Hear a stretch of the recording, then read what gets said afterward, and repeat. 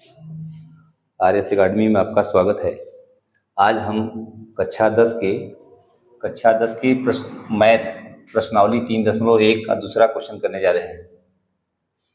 इसमें है सभी अनुपातों A1/A2, B1/B2 और C1/C2 की तुलना कर ज्ञात कीजिए कि निम्न समीकरण युग्म द्वारा निरूपित रेखाएं एक बिंदु पर प्रतिच्छेद करती हैं, समांतर हैं अथवा संपाती है।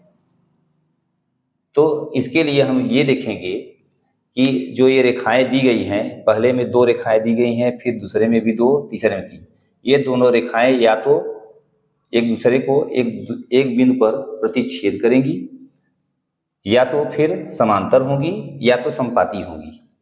एक बिंदु पर प्रतिच्छेद करने का मतलब ये होता है कि एक रेखा ये है, दूसरी रेखा ये है, एक दूसरे को प्रतिच्छेद कर रही है, यानी काट रही है। एक बिंदु पर प्रतिच्छेद करने का मतलब एक दूसरे को एक बिंदु पर काट रही है।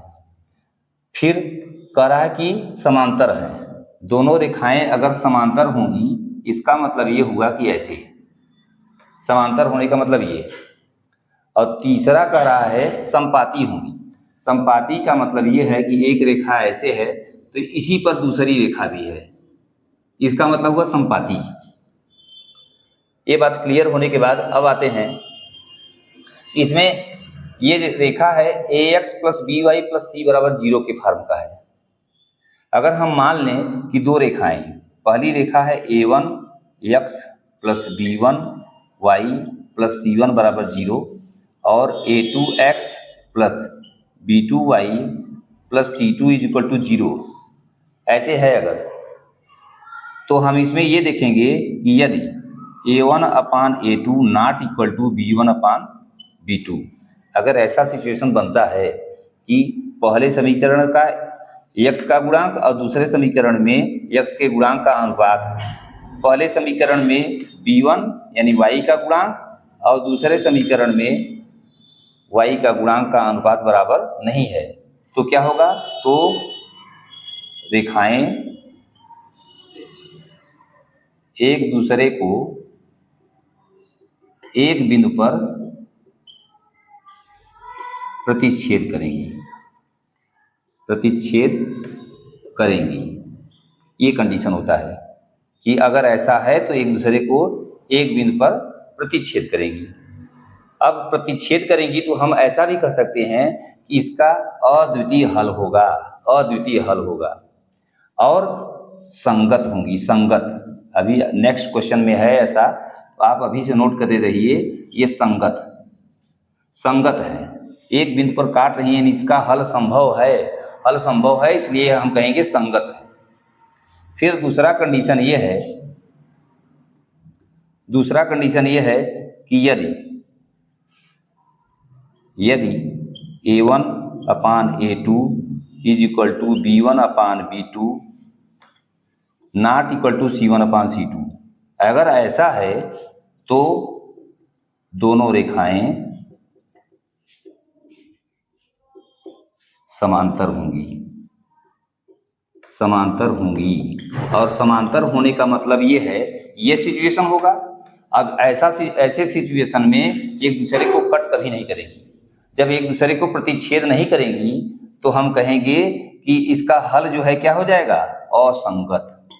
असंगत हल होगा। तीसरा कंडीशन ये है कि यदि a1/a2 = b1/b2 = c1/c2, तो दोनों रेखाएं संपाती होंगी। संपाती होने का मतलब ये है कि ये एक दूसरे पर ओवरलैप कर जाएंगी, और संपाती होंगी तो हर पॉइंट, अनेक पॉइंट मिलेंगे जो एक दूसरे को प्रतिच्छेद करेंगी। इसका मतलब ये है कि संगत होगा, ये भी संगत होगा। इसको नोट किए रहिए। अभी संगत असंगत वाला अगले नेक्स्ट क्वेश्चन में ऐसा मिलेगा। यही सारे कंडीशन हैं, इन्हीं कंडीशन को हम फॉलो करके क्वेश्चनों को हम ट्राई करेंगे। इसमें देख रहे हैं इक्वेशन फर्स्ट में ये होगा a1, ये होगा b1, ये होगा c1, ये a2, b2 और c2। तो हम कहेंगे A1 upon A2 is equal to क्या हो जाएगा 5/7। ऐसे B1 अपान B2 क्या हो जाएगा -4/6 या आ जाएगा -2/3। ये इक्वल है नहीं है, इक्वल नहीं है तो पहला वाला कंडीशन आ जाएगा। तो कहेंगे चूंकि A1 upon A2 not equal to B1 upon B2,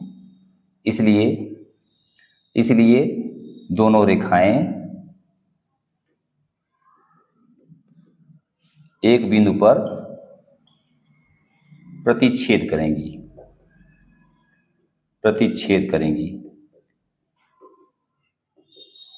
ये हो गया। यदि A1 B1 C1 A2 B2 C2 तो A1 upon A2 is equal to 9/18, तो ये 1/2 हो जाएगा A1 अपान A2। ऐसे ही B1 अपान B2 देखेंगे तो 3/6 1/2 इक्वल आ रहा है। अब हम जब इक्वल आएगा तो C1 अपान C2 भी निकालेंगे, तो 12/24 1/2।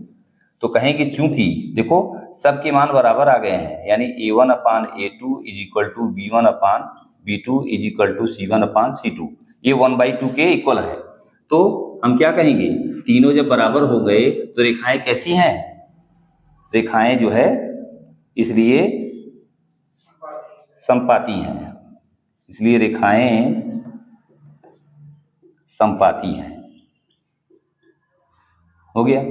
थर्ड वाला में A1 B1 C1 है और A1 अपान A2 निकालेंगे तो 6/2, ये 3 आ गया है। B1 अपान B2 निकालेंगे -3 अपान -1, ये आ गया 3। C1 अपान C2 निकालेंगे 10/9।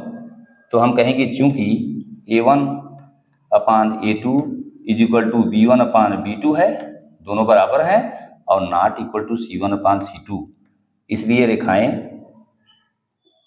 रेखाएं समांतर हैं।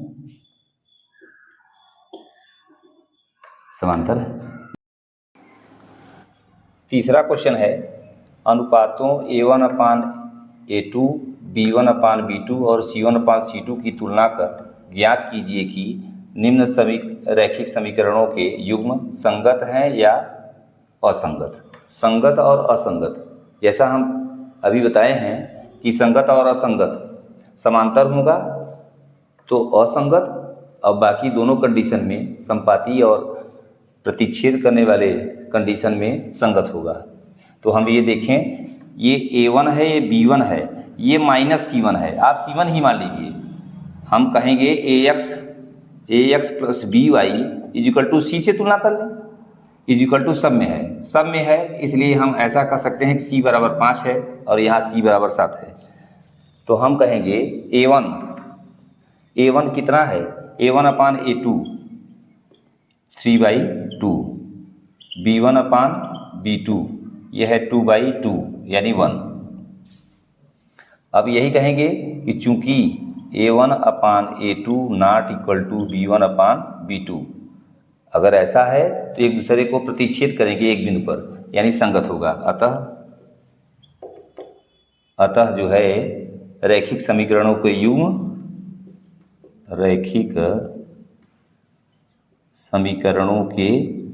युग्म संगत है।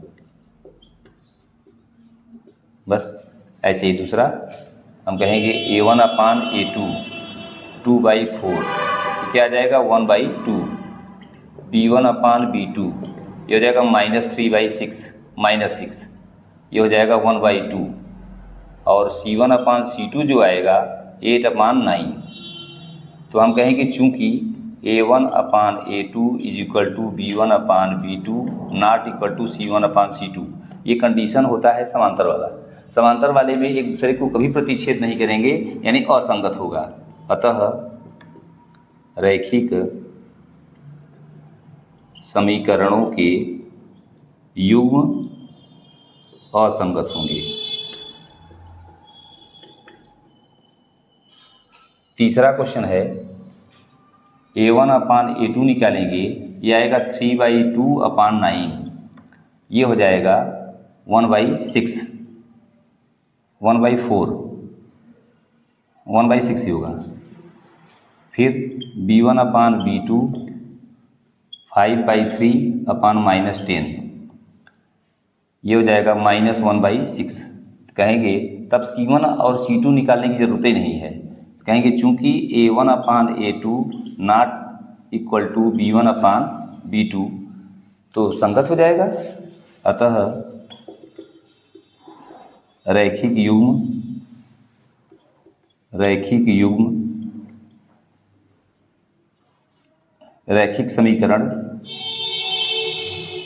समीकरणों के युग्म संगत हैं। चौथा क्वेश्चन है A1 upon A2 is equal to 5/-10, यही होगा। ये आ जाएगा क्या 1/-2। B1 अपान B2 -3/6, ये हो जाएगा -1/2। इक्वल आ रहा है C1 upon C2 is equal to 11 upon -22, तो -1/2। तीनों इक्वल हो गए। कहेंगे चूंकि A1 upon A2 is equal to B1 upon B2 is equal to C1 upon C2 तीनों हैं, अतः संपाती होगा। अतः रैखिक समीकरणों के युग्म संगत होंगे। बस। अच्छा, पांचवा क्वेश्चन और A1 अपान A2 4/3 अपान 2, ये हो जाएगा 2/3।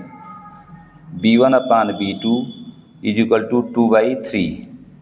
C1 अपान C2 ये हो जाएगा 8/12, ये हो जाएगा 2/3। तीनों इक्वल आ गए। कहेंगे चूंकि A1 upon A2 is equal to B1 upon B2 is equal to C1 upon C2, अतः रैखिक समीकरणों के युग्म संगत है।